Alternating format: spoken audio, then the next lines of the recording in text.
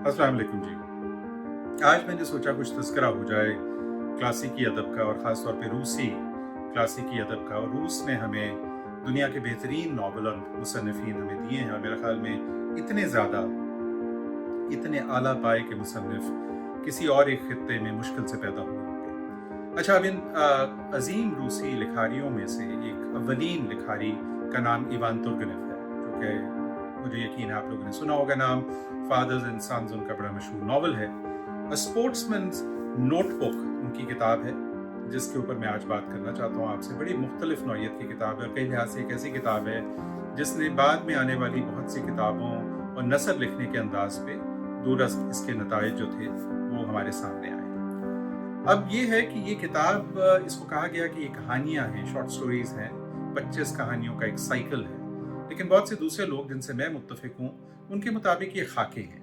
Ivan तुर्गेनेव इसमें शिकारियात का माहौल पैदा करते हैं। छोटा छोटा शिकार करने के लिए घर से निकलते हैं अपने एक गाइड और अपने कुत्तों के हमरा, और इसी दौरान वो रूस की सरजमीन की हमारे सामने मंजरकशी करते हैं। वहाँ पे रहने वाले एक देही माशरे के जो किरदार थे 19वीं सदी के, उनकी मंजरकशी करते हैं, कुदरत की अक्कासी करते हैं, और इंसानी नफ्सियात का, इंसानी ज़िंदगी का और कुदरत और इंसान के ताल्लुक़ का, इन मज़ामीन के ऊपर बहुत से अपने मुशाहदात छोड़ते हैं, एक तरह के पैसिव ऑब्जर्वर के तौर पे, जो दूर से इन लोगों को देख रहा है लेकिन उनको समझ रहा है, उनकी बोली सुन रहा है। सो मेरे ख्याल में तो ये खाके हैं, और ये एक ऐसी किताब है जिसमें कई तरह के 19वीं सदी के रूस के लैंडस्केप्स हैं। एक तो लैंडस्केप, फिजिकल लैंडस्केप है, जिसमें हमें जंगल, झीलें, गाँव, चश्मे नज़र आते हैं, और फिर स्टेप की जो सरजमीन है, जो हमवार ज़मीन है जिसमें घास के मैदान हैं, जो आपको सर्बिया, मंगोलिया और रूस के दूसरे हिस्सों में नज़र आते हैं, उसकी बहुत खूबसूरत मंजरकशी है। फिर एक मुआशी और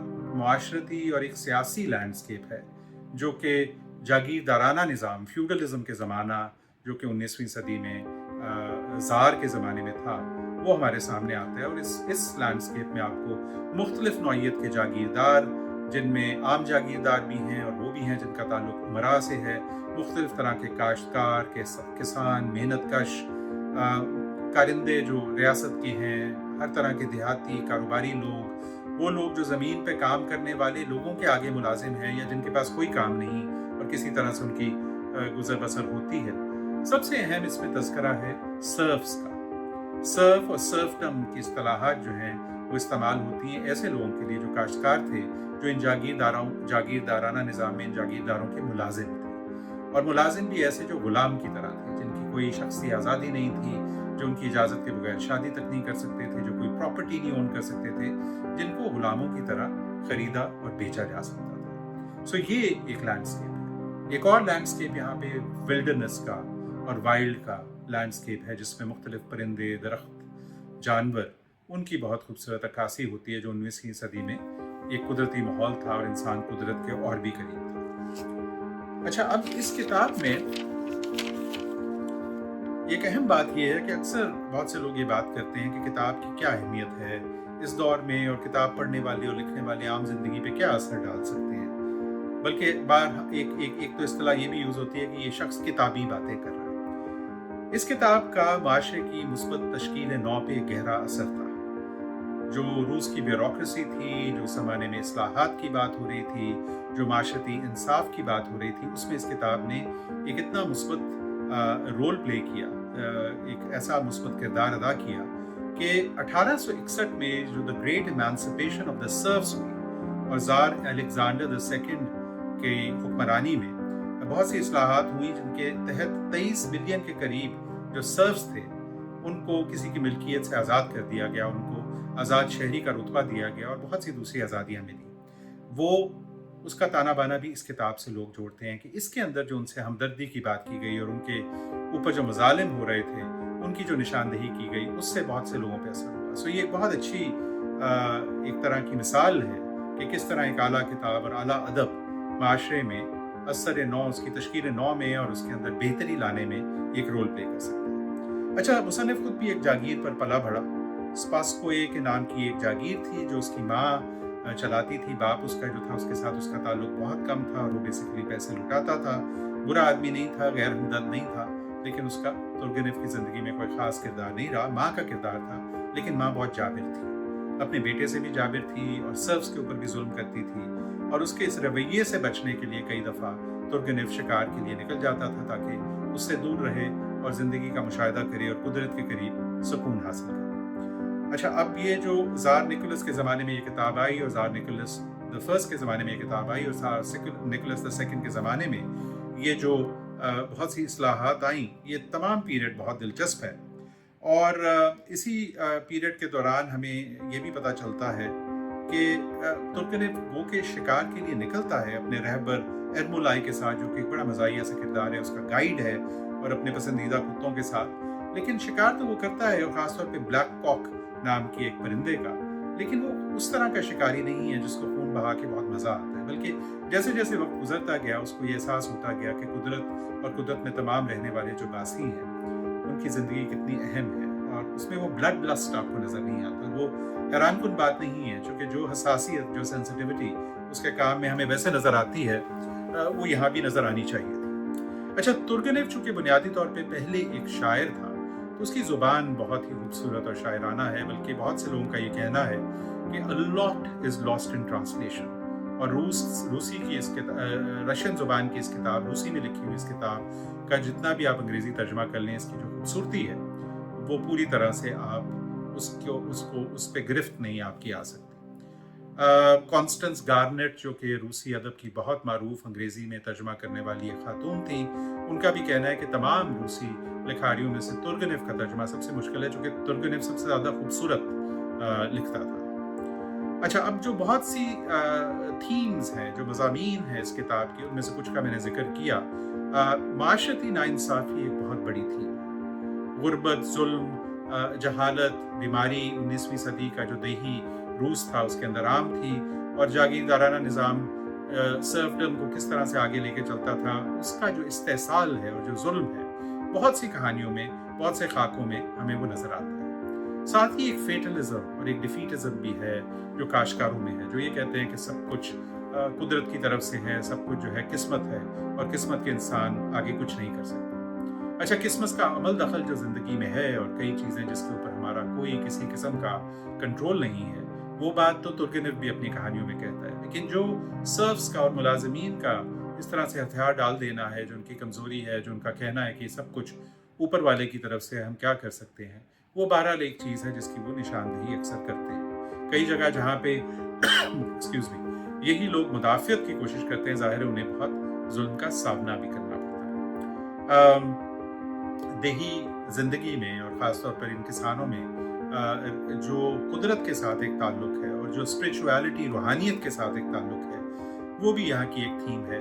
और ज़िंदगी के जो खूबसूरत लम्हे हैं, जो कुदरती मनाज़िर में, जो दोस्ती में, मोहब्बत में, मौसीकी में, वो बहुत आपको नज़र आते हैं तुर्गेनेव के काम में। साथ ही साथ इंसान की नफ्सियात के साथ उनकी बड़ी गहरी आगाही है, और अक्सर उनके मुशाहिदात हैं इंसान के बारे में, उसके मुख्तलिफ और मुतफर्रिक किरदार के बारे में, और उसके आपस के मेल जोल के बारे में।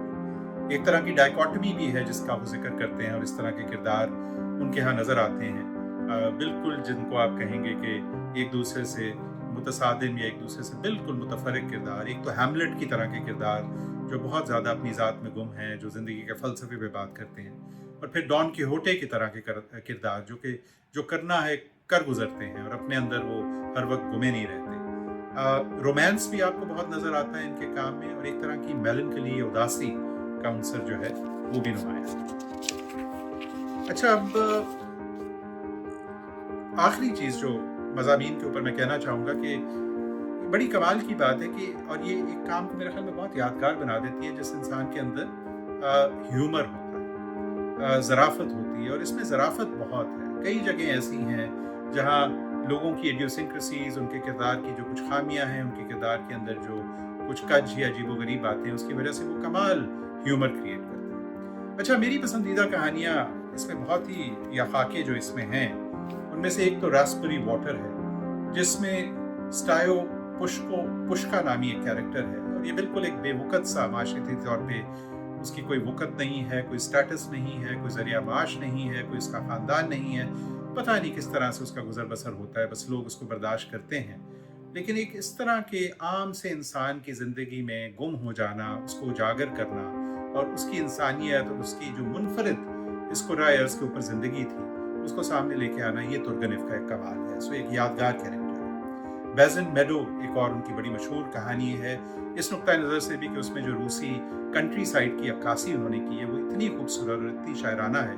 और इसमें मुसन्निफ बतौर शिकारी एक रात रास्ता भूल जाता है और एक चरागाह में उसको वो रात गुजारनी पड़ती है, जहाँ 5 लड़के, कम उम्र लड़के जो वहाँ घोड़े चराने आते हैं, वो रात गुजारते हैं और पुरानी कहानियों का जिक्र करते हैं और एक दूसरे को डरावनी कहानियाँ सुनाते हैं। और इस तमाम मंजर में किस तरह से तुर्गेनेव ज़िंदगी पे, बचपन पे, मासूमियत पे, रिश्तों पे, किस्मत पे और माफौकुल फितरत जो हकीकतें हैं उनके ऊपर बात करता है, वो यादगार है। बहुत से लोगों को मेरे ख्याल में इस किताब में ये चीज़ बहुत ही पसंद है। इसकी नसर भी बहुत ही खूबसूरत है, इसमें कुदरत का बयान बहुत खूबसूरत है। उसके बाद कासियान फ्रॉम फेयर स्प्रिंग्स एक कहानी है, जिसमें एक बिल्कुल बौना सा किरदार है, बहुत छोटा उसका कद है, उधेड़ उम्र है, उसको कासियान दफली भी कहते हैं। लेकिन एक दफ़ा फिर इतना खूबसूरत ये किरदार बनाया है, और उसके अंदर जिस तरह से तुर्गेनेव उसका फ़लसफ़ा ज़िंदगी सामने लेके आते हैं, जो कि वो हर किस्म के खून बहाने के ख़िलाफ़ है। वैसे वो परिंदे पकड़ता है, लेकिन उनको वो कभी जुल्म उन पे नहीं करता,